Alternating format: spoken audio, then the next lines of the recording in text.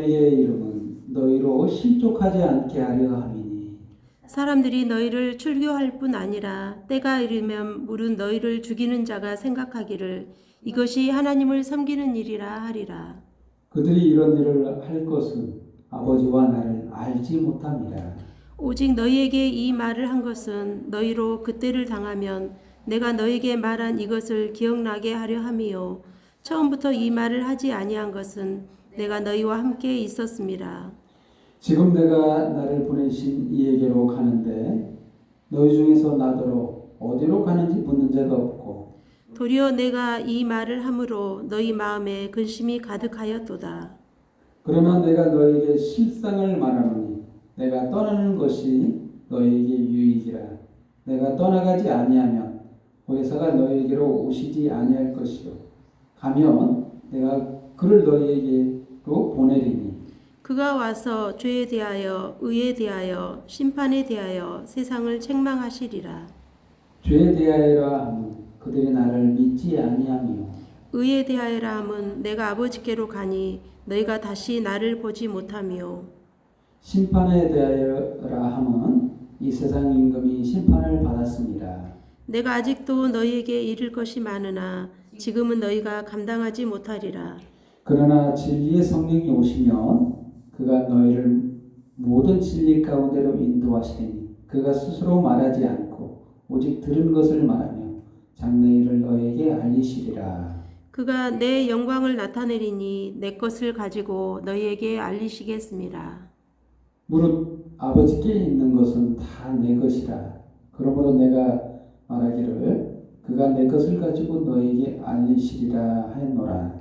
조금 있으면 너희가 나를 보지 못하겠고 또 조금 있으면 나를 보리라 하시니 제자 중에서 서로 말하되 우리에게 말씀하신 바 조금 있으면 나를 보지 못하겠고 또 조금 있으면 나를 보리라 하시며 또 내가 아버지께로 감이라 하신 것이 무슨 말씀이냐 하고 또 말하되 조금 있으면이라 하신 말씀이 무슨 말씀이냐 무엇을 말씀하시는지 알지 못하노라 하거늘 예수께서 묻고자 함을 아시고 이르시되 내 말이 조금 있으면 나를 보지 못하겠고 또 조금 있으면 나를 보리라 하므로 서로 문의하느냐. 내가 진실로 진실로 너희에게 이르노니 너희는 곡하고 애통하겠으나 세상은 기뻐하리라. 너희는 근심하겠으나 너희 근심이 도리어 기쁨이 되리라. 여자가 해산하게 되면 그때가 이르렀으므로 근심하나 아기를 낳으면 세상에 사람 난 기쁨으로 말미암아 그 고통을 다시 기억하지 아니하느니라. 지금은 너희가 근심하나 내가 다시 너희를 보리니 너희 마음이 기쁠 것이요 너희 기쁨을 빼앗을 자가 없으리라. 그 날에는 너희가 아무것도 내게 묻지 아니하리라. 내가 진실로 진실로 너희 이르니 너희가 무엇이든지 아버지께 구하는 것을 내 이름으로 주시리라. 지금까지는 너희가 내 이름으로 아무것도 구하지 아니하였으나 구하라 그리하면 받으리니 너희 기쁨이 충만하리라. 이것을 비유로 너희에게 일렀거니와 때가 이르면 다시는 비유로 너희에게 이르지 않고 아버지에 대한 것을 밝히 이르리라. 그 날에 너희가 내 이름으로 구할 것이요 내가 너희를 위하여 아버지께 구하겠다 하는 말이 아니니 이는 너희가 나를 사랑하고 또 내가 하나님께로부터 온 줄 믿음으로 아버지께서 친히 너희를 사랑하심이라. 내가 아버지에게서 나와 세상에 왔고 다시 세상을 떠나 아버지께로 가노라 하시니 제자들이 말하되 지금은 밝히 말씀하시고 아무 비유로도 하지 아니하시니 우리가 지금이야 주께서 이 모든 것을 아시고 또 사람의 물음을 기다리시지 않는 줄 아나이다. 이로써 하나님께로부터 나오심을 우리가 믿사옵나이다. 예수께서 대답하시되 이제는 너희가 믿느냐. 보라 너희가 다 각각 제 곳으로 흩어지고 나를 혼자 둘 때가 오나니 벌써 왔도다. 그러나 내가 혼자 있는 것이 아니라 아버지께서 나와 함께 계시느니라. 이것을 너희에게 이르는 것은 너희로 내 안에서 평안을 누리게 하려 함이라. 세상에서는 너희가 환난을 당하나 담대하라. 내가 세상을 이겼노라. 아멘. 네, 오늘 하나님의 말씀 요한복음 16장 1절에서 3절 말씀으로 예수 안에서 평안합니다 라는 제목으로 말씀을 선포할 때 주의 은혜가 저와 여러분에게 임하기를 예수님의 이름으로 축원됩니다. 서로 인사하는 시간을 갖도록 하겠습니다. 당신은 예수 안에서 평안합니다. 당신은 예수 안에서 평안합니다. 아멘. 믿음이 있는 자는 이미 평안이 당연한 거예요. 당연히 평안을 누릴 자격이 주어졌고요. 단지 그를 알지 못하는 자들은 평안하지 못해요. 자유하지 못하고. 정말 오늘 이렇게 한참 동안 비가 안 오다가 단비가 내리네요. 정말 오늘 성령 강림주일이죠. 정말 어떻게 보면 성령 강림주일을 단비라는 표현을 또 쓰기도 하죠. 정말 가뭄이 얼마나 심했는가. 메마르고 정말 시들고 그랬죠. 정말 비가 와야 되는데 그 비가 좀 오래간만에 비가 왔어요. 정말 그와 같이 우리에게도 단비와 같은 성령이 우리에게 임해야 되는데 임하심은 우리가 우리 의지대로 되는 게 아니에요. 성령 임하심은 하나님의 주권입니다. 우리가 단지 할 수 있는 것은 믿음밖에 없어요. 믿을 때 예수 그리스도의 행하신 일을 믿고 그가 나의 구원자를 믿는 순간 예수님께서 우리에게 성령을 한없이 부어주십니다. 그때 우리가 자유함을 누리고 기쁨을 누리고 우리에게 조금만의 믿음이 있다면 우리는 이미 자유하고 평안하게 시작되는 거예요. 그것이 시작되는 순간이에요. 정말 오늘은 그 성령에 대해서 자유함에 대해서 평안에 대해서 말씀하고 있습니다. 본문에서 첫 번째로 보혜사가 보내지는데 예수님이 떠난 것이 유익이다 라는 거예요. 또 다른 보혜사가 유익하다. 7절 말씀 예수님이 보혜사인데 또 다른 보혜사가 있다는 거예요. 사실 성삼위 하나님은 다 보혜사시에요. 이 보혜사라는 뜻은 보호하고 지켜주고 안전하게 우리를 인도하시는 분을 보혜사라고 하죠. 하나님이 보혜사신 거예요. 그런데 예수님을 자기 자신을 보혜사라고 표현하고 있습니다. 그런데 여기서 또 다른 보혜사, 성령을 말씀하고 계시죠. 7절 말씀 그러나 내가 너에게 실상을 말하노니 내가 떠나는 것이 너에게 유익이라. 내가 떠나가지 않으면 보혜사가 너에게로 오시지 아니할 것이요 가면 내가 그를 너에게로 보내리니. 우리들의 가장 큰 문제는 성령이 우리 안에 거하시지 않을 때가 가장 큰 문제인 거예요. 찬양할 때 말씀드린 것처럼 범죄 이유로 성령이 우리 안에서 거하시지를 못하는 거예요. 죄와 빛은 어둠과 빛은 같이 공존하지 못하는 것과 같은 그런 이치예요. 깨끗함과 더러움이 같이 공존 못하는 것처럼 우리 안에 죄가 들어옴으로써 우리는 더럽혀진 거잖아요. 근데 더러움과 깨끗함이 거룩한 것이 같이 공존을 못하는 거예요. 그래서 성령께서 떠나신 거예요. 죄 문제가 해결되기 전까지는 예수님이 이게 하나님이 우리와 함께 하실 수가 없는 거예요. 함께하는 그 접점을 뭘로 하냐면 하나님, 바로 성령께서 우리 안에 거하시는 거예요. 우리와 함께한다. 이 접점 어떻게 하는 거냐? 성령께서 우리 안에 거하시는 거예요. 근데 죄를 범하는 순간 성령이 떠나서 이 창세기에 나오잖아요. 창세기에 보면 생명을 우리 창조할 때 생명을 불어넣으시죠. 이 성령이 거하심을 말하는 거예요. 그리고 또한 영혼이 함께하지 아니한다.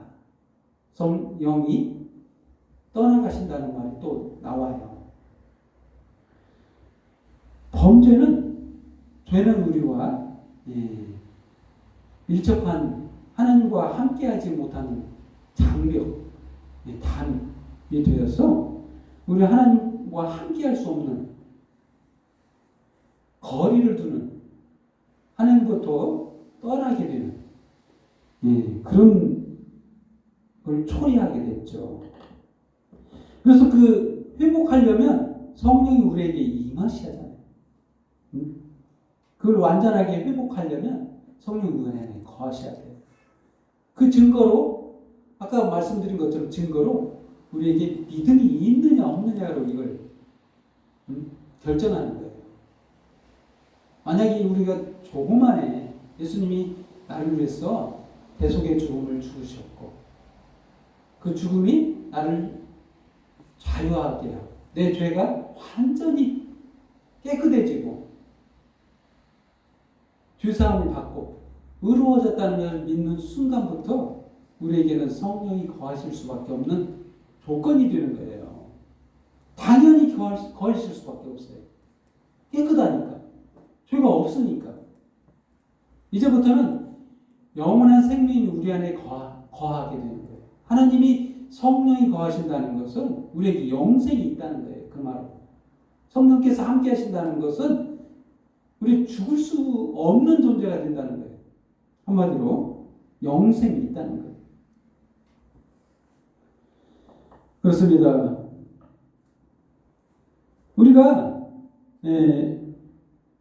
성령이 거하시게 되면 어떻게 되느냐? 성령이 하나님이시잖아요. 하나님의 모든 것을 알게 됩니다.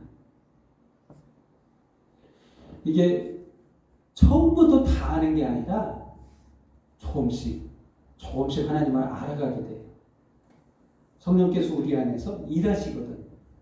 놀고 계시는 게 아니에요. 성령께서 많이 일할수록 우리는 좀 삶 속에서는 우리는 좀 힘들 수 있어요. 사실은 환경이 너무 변화가 많으면 우리는 견디기 힘들 수도 있잖아요. 그런 환경 속에서 힘들고 근데 좀 지나면 많이 알아요. 많이 깨닫고 하나님에 대해서 많이 알게 돼요. 그만큼 그 결과로 많이 알게 되면 자유로워지고 어디에 대한 구속함이 덜해지게 돼요. 행복해진다는 거죠. 평화로워진다는 거죠. 죄의 노예라는 표현을 하죠. 죄에서 우리는 갇혀 있었잖아요. 이 죄 문제를 해결하려고 율법을 지키려고 했던 유대인들 얼마나 힘듭니까? 잘 지키려고 가짓수를 얼마나 많이 늘렸어요. 이게 행복할까요? 각종 규제, 각종 전통, 뭘 꼭 해야 되고 뭘 안 하면 벌 받고 이런 개념으로 살다 보니까 이게 행복하겠어요? 정말 그렇게 되면 자유로운 게 아니거든. 근데 이 순간에 예수님께서 여기서 해방시키셨어요. 십자가로 모든 것을 해결하셨어요. 저와 여러분의 죄를 다 짊어지시고 죽어주셨기 때문에 가능한 거예요. 그렇습니다. 이거를 아무리 우리 눈에 보는 순간에 그렇게 하셨어도 믿음이 생기는 건 아니거든요. 아까 첫 번째 주제 유익하다. 예수님이 떠나시는 게 유익하다. 그 말인 거예요. 예수님이 제물이 되셔서 십자가에 죽어주시고 어린 양이 되셔서 우리 대신 대속의 죽음을 죽으시고 조기의 형벌을 받으시고 3일 만에 부활하사 보좌 우편에 가시는 것이 우리에게 유익이라는 거예요. 그래야만이 해결되거든요.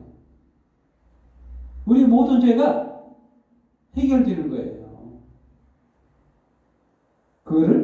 근데 우리 눈에 보였을지라도 깨닫지를 못하면, 알지 못하면 유익이 안 되잖아요. 근데 성령께서 구체적으로 우리 가운데 임하셔서 이 사실을 믿게 하는 거예요.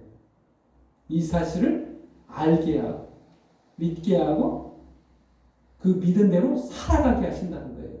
이게 정말 중요한 거잖아요. 실상 중요하다는 거예요. 실상. 7절 말씀처럼 실상을 바라노니 내가 떠나는 것이 너에게 유익이라. 내가 떠나가지 아니하면 보혜사가 너에게 오시지 아니할 것이요. 가면 그를 너에게 보내리니. 가장 효과적인 방법은 성령이 우리 안에 임하시는 거라는 거예요. 그게 함께하는 거예요. 그게 하나님이 우리에게 함께하는 방식이라는 거예요. 그 방식대로 우리는 살아가면 되는 거예요. 그렇습니다. 그래서 이런 말씀이 있죠. 보혜사가 오셔서 8절 말씀처럼 그가 와서 뭘 하느냐. 죄에 대하여 의에 대하여 심판에 대해 세상을 책망하시리라. 좀 어려운 말씀이 나와 있죠. 세 가지죠. 죄에 대하여, 의에 대하여, 심판에 대하여. 해석이 바로 나오고 있습니다. 9절, 10절, 11절에 나오고 있는 죄에 대하여라 함은 그들이 나를 믿지 아니하며. 죄. 이 세 가지는 뭘 두고 하는 말이냐면 하나님의 인간에 대한 구속사에 대한 얘기예요. 구속사를 어떻게 이끌어 가시느냐에 대한 얘기를 하고 있는 거예요. 세 가지의 개념으로 설명하고 있습니다. 죄에 대하여라 하면 그들이 나를 믿지 아니하며. 죄의 문제에 대해서 해결 방식인데 이거는 믿음뿐이라는 거예요. 오직 한 가지 방법이라는 거예요. 죄의 문제를 해결하려면 율법을 행해서 죄를 사하는 방법이 있지만 예전에도 제가 끊임없이 말씀드린 것처럼 자기의 의로는 불가능하다는 거예요. 죄 문제를 자기 의로는 안 된다는 거예요. 하나님의 의로만 가능하다는 거예요. 그 말입니다. 그걸 믿지 아니한다는 거예요. 그래서 세상을 책망하는 이유가 뭐냐면 이 책망이라는 그 단어를 책망으로 이해하면 안 되고 하나님의 구원 방식에서 성령이 일하심의 개념인데 바로 이 개념에 대해서 이익해 하신다는 거예요. 인간을 인도한다는 거예요. 한마디로 말하면 인도. 그동안에는 자기 의를 쫓던 그 사람들에게 가르쳐서 하나님의 의로 인도한다는 것을 책망이라는 표현을 썼어요. 죄의 문제를 하나님이 하신다는 거예요. 그걸 믿으라. 그 일을 하신다는 거예요. 구속사 첫 번째는 성령의 인도 첫 번째는 바로 예수 그리스도의 십자가를 믿음으로 인도하신다는 거예요.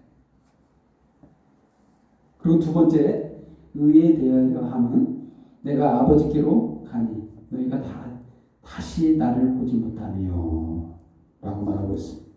이게 바로 성령의 인도. 앞으로는 너희가 의로워졌고 거룩해졌고 죄 하나도 없다는 거예요. 이제 죄 문제가 해결됐잖아요. 근데 효과가 안 되죠. 이게 예수님이 죽었어도 뭐예요? 눈으로 봤어도 믿음이 없다면 아무런 의미가 안 돼. 효과가 없잖아요. 나한테. 나에게 구원이 오지 않아요. 근데 그 상황 속에서 성령께서 무슨 일을 하냐면 성령께서 구원으로 인도하신다는 거예요. 구체적으로. 그 깨끗한 사실을 믿게 하신다는 거예요. 너는 이제 죄가 없어. 죄 문제? 예수님이 십자가에서 대속의 죽음을 죽으셨어. 너 대신 죽은 거야. 넌 이제 깨끗한 거야. 의롭다는 거예요. 성령께서 그것을 알게 하고 이제 의로운 사람이 어떻게 사는 것을 알게 하신다. 의롭다고 한 사람들 어떻게 살아? 자유롭잖아요. 이제 죄가 없는 거예요. 이제 행복하잖아요. 자유롭잖아요. 마음껏 누리고 살 수 있는 거잖아요. 그 말입니다. 성령께서 그거에 대해서 깨닫게 하시고 자유롭고 행복하게 평안하게 살게 하신다는 것을 말하고 있는 거예요. 예수님은 보좌 우편에 계시고 너희 안에 성령이 그 일을 하시겠다는 거예요. 심판에 대하여라 함은 이 세상 세 번째 심판에 대하여라 함은 이 세상의 임금이 심판을 받았습니다. 원래 누가 받아야죠? 내가 받아야 했잖아요. 심판. 성령께서 믿는 자에게는 이미 심판 받았다는 거예요. 이거에 대해서 깨닫게 하신다는 거예요. 심판은 죄인이 받아야 하잖아요.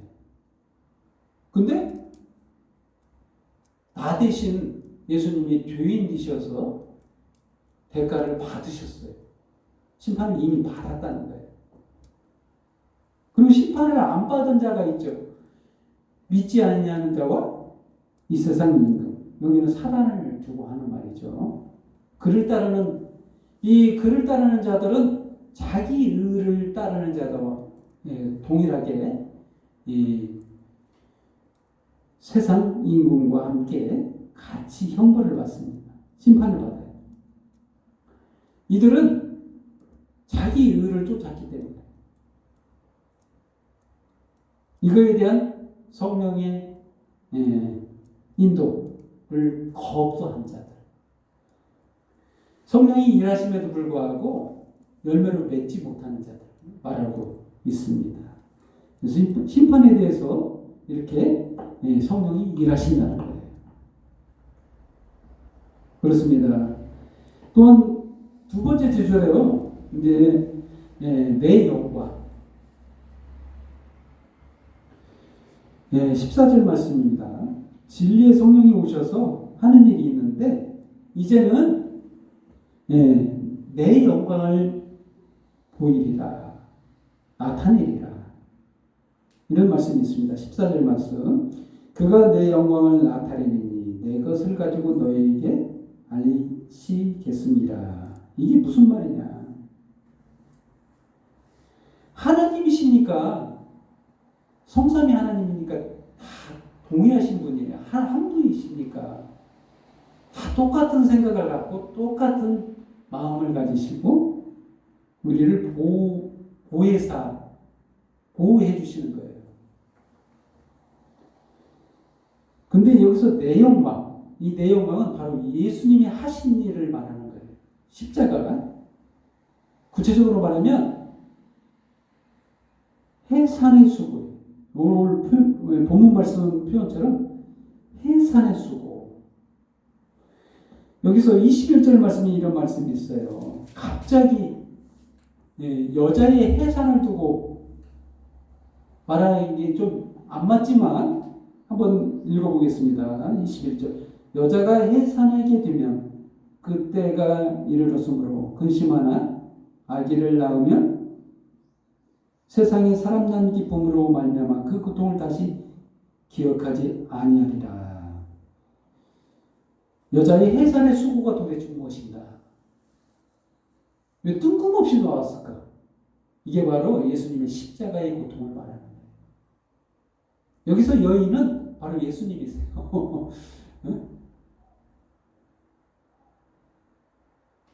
그동안에 여자의 임신의 고통에 대해서 여자들은 불만 가질 수도 있는데 정말 영광스럽게 생각해요. 이걸 통해서 예수님이 오셨어요. 왜 오셨느냐? 예수님도 해산의 수고를 하시기 위해서 십자가에 죽으시기로 오셨다는 거예요. 그게 영광이에요. 여기서 내 영광. 이걸 통해서 하나님의 계획, 하나님의 구속사가 성취된 거예요. 만약에 예수님이 십자가에서 여인의 해산의 수고를 통해서 오시지 않고 자신이 또한 해산의 수고를 안 했다면 인류는 인간 얘기 안 하고 하나님의 창조도 실패로 돌아갔어요. 굉장히 중요한 겁니다. 그래서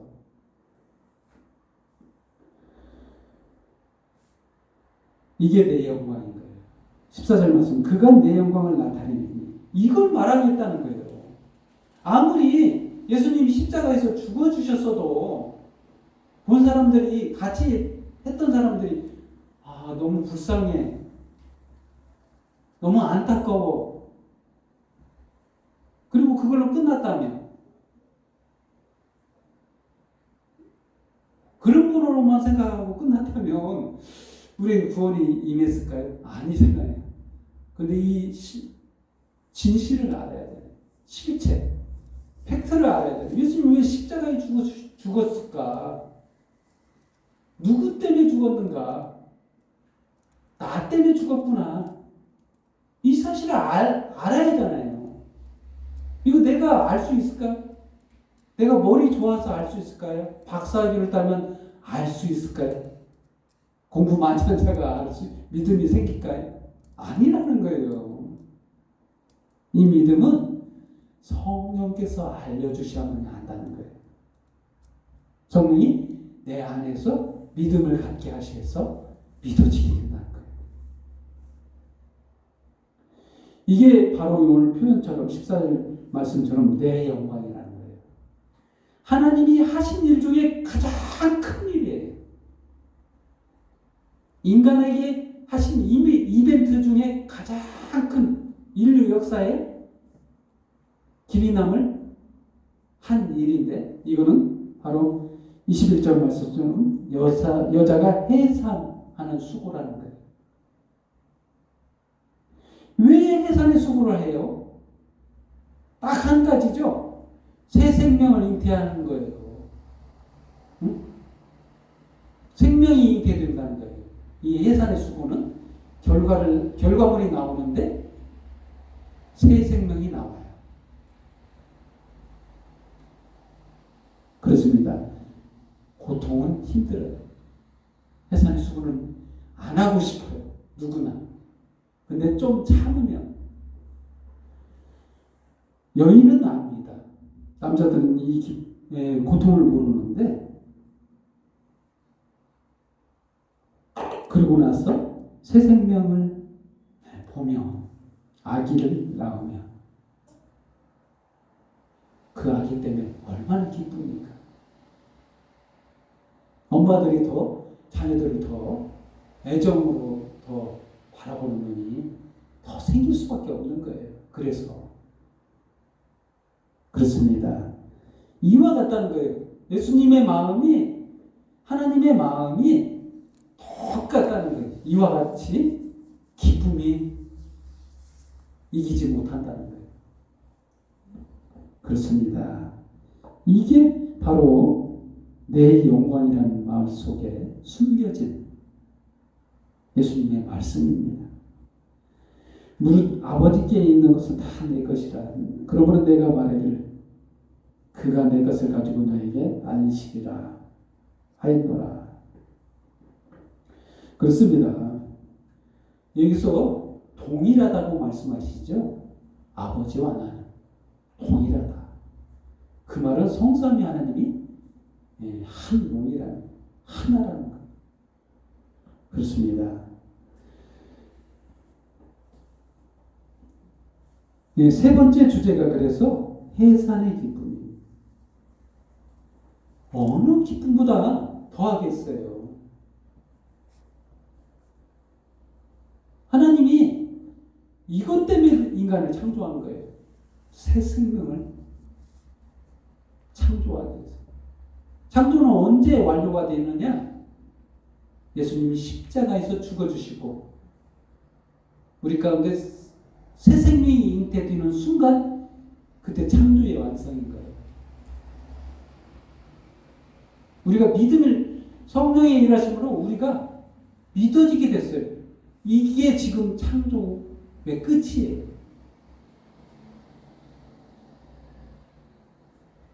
창조가 언제 끝나냐? 그때 완료가 된 거예요.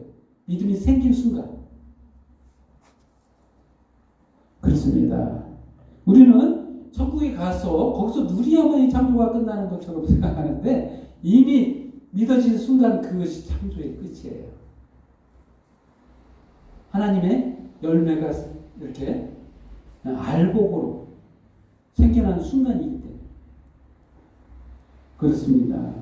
정말 우리들은 그래서 결론적으로 말하면 그렇습니다. 성령께서 이러한 모든 일에 관여하세요. 하나님의 말씀을 어떻게 우리가 다 일일이 깨달을 수 있겠어요? 그러나 조금이나마 우리가 깨달을 수 있는 것은 성령께서 일하시기 때문에 그런 거예요. 그렇습니다.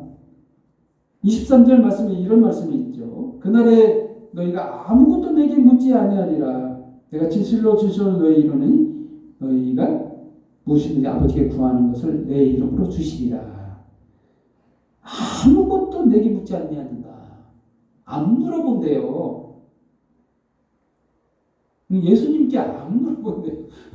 이거 무슨 말일까요? 우리 마음 가운데 알게 하실 분이 있어요. 궁금한 거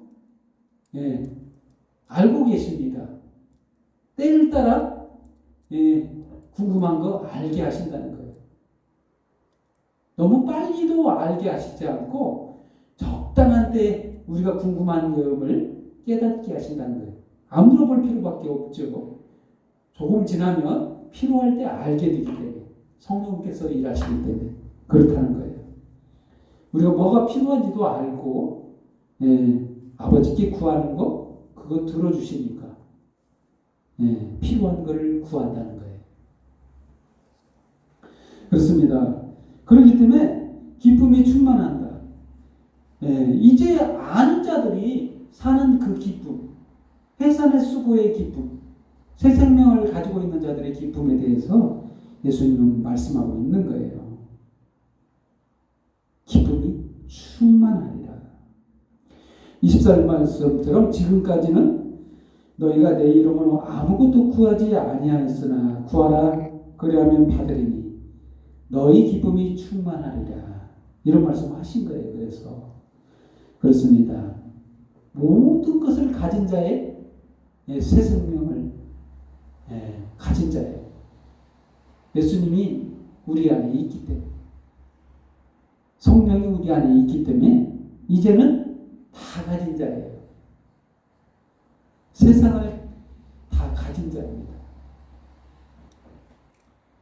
부족한 게 없는 자예요. 사실은 그렇기 때문에 구하는 거 다 주시는 거예요. 필요한 거 다 하셔요. 또 한 가지를 더 알게 하시는데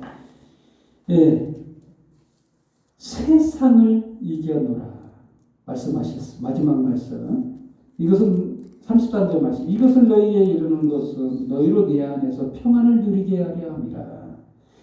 세상에서는 너희가 환난을 당하나 담대하라. 내가 세상을 이겨노라. 아멘. 여기서 하나님의 마음을 읽을 수 있죠. 하나님의 원하심은 평안입니다. 저와 여러분이 자유롭고 평안하기를 원하세요. 그러기 때문에 이기셨다는 거예요. 십자가에서 이기신 거예요. 그때 끝난 거예요. 예수님이 십자가에서 죽어주신 그 순간 승패가 갈렸어요. 끝났어. 그때부터 우리는 그 믿음이 생기는 그 순간 이 모든 사실을 그때서 아는 거예요. 그전에는 자유로움이 없고 행복하지 않고 평안하지 않은 이유가 뭐냐면 모르니까. 진리를 모르니까. 진짜 알면 기쁜 거예요. 몰라서 기쁘지 못한 거예요. 가진 것이 뭔지를 몰라요. 아니, 가지고 있는 것이 전부를 가지고 있는데 그 사실을 모르는 거예요. 그래서 기쁘지를 않고 안 기쁜 거예요. 그래서 알면 기쁜 거예요. 평안한 거예요. 자유로운 거예요. 아직도 우리가 자유롭지 못하고 평안하지 못하다면 다시 한번 일깨워서 알아야 됩니다. 우리에게 가지고 있는 것이 전부를 가지고 있다는 사실을 아는 저와 여러분이면서 기쁨 속에 살아가는 저와 여러분 되기를 예수님의 이름으로 축원드립니다. 기도하겠습니다. 하나님 아버지 감사합니다.